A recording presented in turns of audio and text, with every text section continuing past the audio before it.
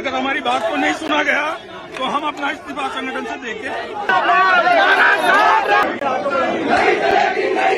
दो तस्वीरें आपको मैंने दिखाई, दो तस्वीरें। एक तस्वीर है जो बड़े नेता हैं, केंद्रीय मंत्री भूपेंद्र यादव, वो गए थे मध्य प्रदेश, और दूसरा माधवराव सिंधिया महाराजा हैं।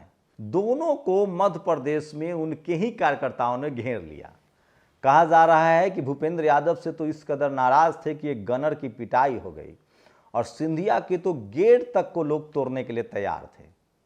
लेकिन ये खबर कोई टीवी अखबार आपको नहीं दिखाएगा। टीवी अखबार तो तभी खबर चलाता है जब लड़ाई इंडिया गठबंधन में हो, मतलब कांग्रेस और सपा में हो या सपा बसपा में हो। जानबूझकर मुंह में माइक डाला जाता है बहुजन नेताओं को। रोज मीडिया में खबर चलती है कि नीतीश कुमार और तेजस्वी यादव में बगावत है। मैं इसीलिए कह रहा हूं, इस देश की जो मनु मीडिया है ना, जो जातिवादी मीडिया है, उससे जनता को सावधान रहना चाहिए। नमस्कार, मैं शंभू कुमार सिंह और आप देख रहे हैं नेशनल दस्तक। सोचिए, बीजेपी की क्या दुर्गति हो रखी है मध्य प्रदेश में, इसका आप अंदाजा लगा लीजिए। कांग्रेस पर मैं आऊंगा। बीजेपी की दुर्गति यह है कि उसके केंद्रीय पर्यवेक्षक भूपेंद्र यादव पर लोग टूट पड़े। गनर था, सुरक्षाकर्मी थे, वो बाल बाल बच गए क्योंकि लगभग 29 विधायकों के टिकट कट गए हैं। वहीं सिंधिया जो बीजेपी में गए थे कांग्रेस को छोड़कर, उनके समर्थक भी जाकर गेट पर जाकर पहरा करने लगे और कहने लगे कि दिलवाओ टिकट। क्या हो गया है आपको पता ही है कि बीजेपी ने एक कार्ड खेला है कि कौन होगा मुख्यमंत्री, सस्पेंस। किस कम्युनिटी का होगा मुख्यमंत्री, सस्पेंस, ताकि सब लोगों को गुमराह किया जा सके। फग्गन सिंह कुलस्ते भी चुनाव लड़ेंगे ताकि ट्राइबल को लगे कि वो सीएम होंगे। वहां तोमर भी चुनाव लड़ेंगे, उनके कम्युनिटी को लगेगा कि वो सीएम होंगे। प्रहलाद पटेल और गणेश सिंह भी चुनाव लड़ेंगे, ओबीसी को लगेगा कि वो सीएम होंगे। शिवराज सिंह चौहान को इसीलिए रेस से बाहर कर दिया गया है।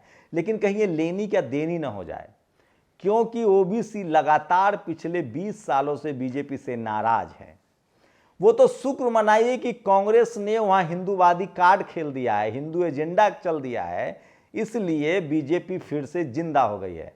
नहीं तो मिट्टी पलीद होनी तय थी बीजेपी की। लेकिन अब जिस तरह से कांग्रेस ने सवर्ण लाइन पर बैटिंग करना शुरू किया, और कमलनाथ ने जैसे ही धीरेन्द्र शास्त्री से लेकर और संघ के एजेंडे पर काम करना शुरू किया, मैंने आपको पहले ही संघ और आरएसएस वाला बताया, उसमें भी बताऊंगा, उसके बाद से एससी एसटी ओबीसी ने किनारा कर लिया है। और तय है कि सपा बसपा, आजाद समाज पार्टी और तमाम जो रीजनल फोर्सेज है, अगर ये गठबंधन में होते तब तो तय था कि इन्हीं के पास चाबी होती। उसके बाद भी नेशनल दस्तक की ग्राउंड रिपोर्ट देखिए, किस तरह से रीवा हो, सतना हो, छतरपुर हो, वहाँ सपा बसपा की लहर चल रही है। और लगभग इस बार लगता है कि न कांग्रेस न बीजेपी दाल नहीं गलेगी। लेकिन मेरा सवाल था मीडिया को लेकर।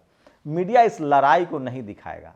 राजस्थान में भी कांग्रेस की लड़ाई है, उसको मीडिया दिखा देगा, लेकिन बीजेपी की लड़ाई मीडिया नहीं दिखाता है। यह है मनुवादी मीडिया। लेकिन आप लोगों ने मीडिया की बात मानकर मायावती जैसे शानदार सरकार थी 5 साल, उनको सत्ता से हटा दिया और उनको भ्रष्ट मान लिया। लालू यादव ने इस देश में सोशल जस्टिस की लड़ाई लड़ी, आपने मीडिया के कहने पर उसको भी भ्रष्ट मान लिया और वो तो जेल खट रहे हैं। आपने शिबू सोरेन जो आदिवासी समाज के संप्रभुता के प्रतीक हैं, उनको आपने करप्ट मान लिया, उनको भी जेल खटना पड़ा। उसी तरह से सोचिए, आज के दिन भी ये जो सुप्रीम कोर्ट वाला आदेश आया था 2 साल के सजा उससे हुआ, उसमें एससी एसटी ओबीसी के लोग फंसते हैं।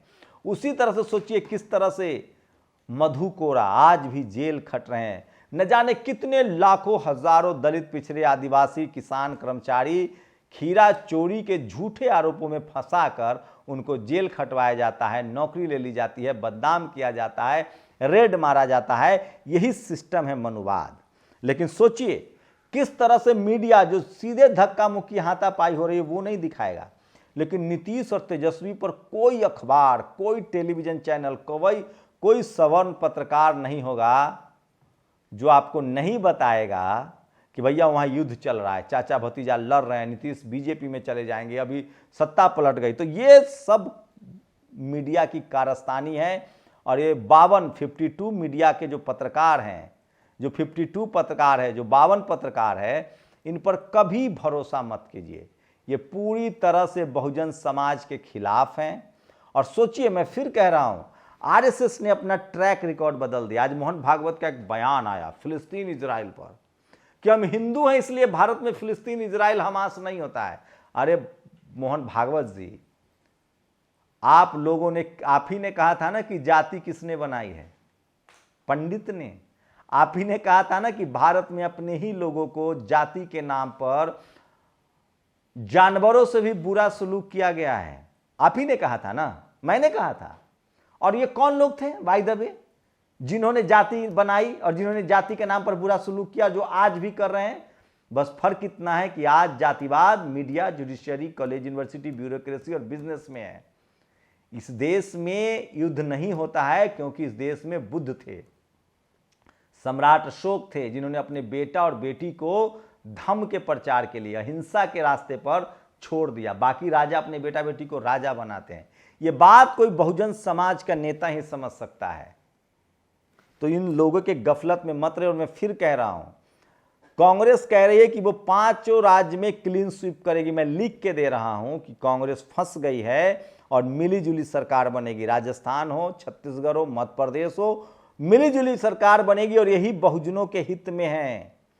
सोचिए, कहां है आजकल कांग्रेस की बता रहा हूं, खड़गे साहब कहां दिख रहे हैं? कहीं सोनिया गांधी, प्रियंका गांधी, सोनिया गांधी, प्रियंका गांधी, सोनिया गांधी भी नहीं दिख रही, प्रियंका गांधी, राहुल गांधी, राहुल प्रियंका। तो खड़गे जी किस बात के अध्यक्ष हैं भाई? सिर्फ कर्नाटक जिताने के लिए अध्यक्ष थे, हिमाचल जिताने के लिए अध्यक्ष थे। मैं फिर कह रहा हूं, अगर इन 5 राज्यों में कांग्रेस हार गई, खासकर छत्तीसगढ़ और राजस्थान, तो ठिकरा खड़गे जी पर फोड़ा जाएगा। कोई राहुल गांधी और प्रियंका गांधी से सवाल पूछने नहीं आएगा। और सोचिए किस तरह से ओबीसी की अनदेखी हुई है। ये वीडियो सुनिए, किस तरह से ओबीसी के लोगों ने साफ कहा कि न बीजेपी न कांग्रेस इस बार वोट डालेंगे बहुजनों को। दिलीप मंडल ने तो यहां तक सुझाव दिया कि एससी, एसटी, ओबीसी और किसानों को थोड़ा जातिवादी होना चाहिए और उनको वोट अपने ही समाज के कैंडिडेट को देना चाहिए, चाहे वो जिस पार्टी का हो, और पार्टी में ना हो तो निर्दलीय को दे दीजिए। बीएसपी की भी लगातार ताकत वहां दिख रही है। लेकिन सबसे बड़ा सवाल है, मिलीजुली सरकार, कमजोर सरकार जनता के हित में होती है। मान्यवर कांसीराम साहब कहते थे, जो राजनीति के रसायन शास्त्री हैं, कि जो मिलीजुली सरकार होती है वो जनता के हितों में होती है, जनता के लिए फायदेमंद होती है। और नेता देखना है तो आरएस परवीन। सोचिए, आरएस परवीन जैसा कोई नेता होता किसी और पार्टी में तो मीडिया क्या क्या न करती, क्या क्या न दिखाती। लेकिन अकेले तेलंगाना में बीएसपी को खड़ा कर देना, अकेले कांग्रेस, बीजेपी और केसीआर की हवा टाइट कर देना, ऐसे नेताओं को भी मीडिया नहीं दिखा रहा। आप क्या कहेंगे? मैं इसीलिए कह रहा हूं, इस देश की मीडिया मनुवादी मीडिया है। वो दलित, पिछड़े, आदिवासी नेताओं को चोर, भ्रष्ट, बदनाम करती है, उनके संघर्षों को नहीं दिखाती। और ज्यादा अगर वो सफल हो गए तो मायावती जी दलित नेता, मान्यवर साहब दलित नेता, और वाजपेयी राष्ट्रीय नेता, आडवाणी राष्ट्रीय नेता, राहुल लोक जनप्रिय नेता। समझिए, अपने आपके पास न टीवी है न अखबार है, कौन करेगा प्रचार? और नई रणनीति बता रहा हूं आरएसएस के। आरएसएस ने अब सोच लिया है कि बीजेपी वो नहीं कर पाएगी जो वो चाहते हैं, कम से कम नरेंद्र मोदी के नेतृत्व में नहीं कर पाएगी, क्योंकि वो बैकवर्ड है। 27 ओबीसी मंत्री बना दिए, राजनीतिक जागरूकता आ गई, जातिवाद के खिलाफ लोग बोल रहे हैं। अब फिर जाकर आरएसएस जो है वो अपने पुराने घर, अपनी माता के पास पहुंच गई, जो कांग्रेस है। और बहुजन समाज के लोग धीरे धीरे समझ गए। वैसे अखिलेश यादव ने सोचिए कितनी बड़ी दरियादिली दिखाई है, कितनी नेकनियति दिखाई है कि राहुल गांधी के मैसेज आते ही कहा कि चलो कोई बात नहीं, हम बात वापस लेते हैं। लेकिन सोचिए, कमलनाथ, वो आचार्य प्रमोद, वो अजय राय, इनका क्या है? एक भी सवर्ण, चाहे वो किसी पार्टी का हो, वो नहीं चाहता है कि इंडिया गठबंधन हो, क्योंकि उसको पता है कि इस बार इस देश का प्रधानमंत्री कोई दलित, पिछड़ा, आदिवासी ही होगा, अल्पसंख्यक ही होगा। इसीलिए वो नहीं चाहता है।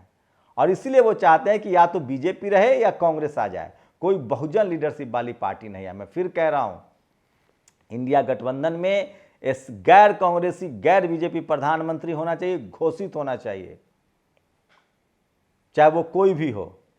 वो दलित हो सकता है, पिछड़ा हो सकता है, आदिवासी हो सकता है, अल्पसंख्यक समाज का हो सकता है, बट वो गैर कांग्रेसी हो सकता वो, लेकिन सवर्ण प्रधानमंत्री तो अब इस देश में नहीं चलेगा। ये बात बहुजन समाज समझ गया है, तय हो गया है, और सबसे ज़्यादा ओबीसी जागरूक हो गया है, जिसकी न जाति जनगणना कराई जा रही है न 27% दिया जा रहा है। वो तय कर चुका है कि 2024 में तो कोई बहुजन ही प्रधानमंत्री होगा। मैं फिर कह रहा हूं, मीडिया जिसको जो कहे उसके ठीक उल्टा, लेकिन सोचिए, एक बात बताऊंगा, किस तरह से एक पीयूष मिश्रा है राजभर जी की पार्टी में, राजभर जी को कम से कम इस आदमी को पार्टी से निकाल देना चाहिए। ये आदमी सांप्रदायिक है, दलित विरोधी है, पिछड़ा विरोधी है, अल्पसंख्यक विरोधी है, ये घोर स्लीपर सेल है, संगी है। तो इस देश की शायद ही कोई पार्टी हो जहां आरएसएस का स्लीपर सेल 52 के रूप में, 52 के रूप में काम नहीं करता है। आप लोग अपनी प्रतिक्रिया जरूर दीजिए। शुक्रिया। नेशनल दस्तक की आपसे गुजारिश है कि अगर इसको बचाना चाहते हैं तो नेशनल दस्तक को सब्सक्राइब करने के लिए रेड कलर के सब्सक्राइब बटन को दबाएं, फिर बेल आइकन की घंटी दबाएं। नेशनल दस्तक को बचाने के लिए बहुत जरूरी है कि हर खबर को शेयर करें, लाइक करें, कमेंट जरूर करें।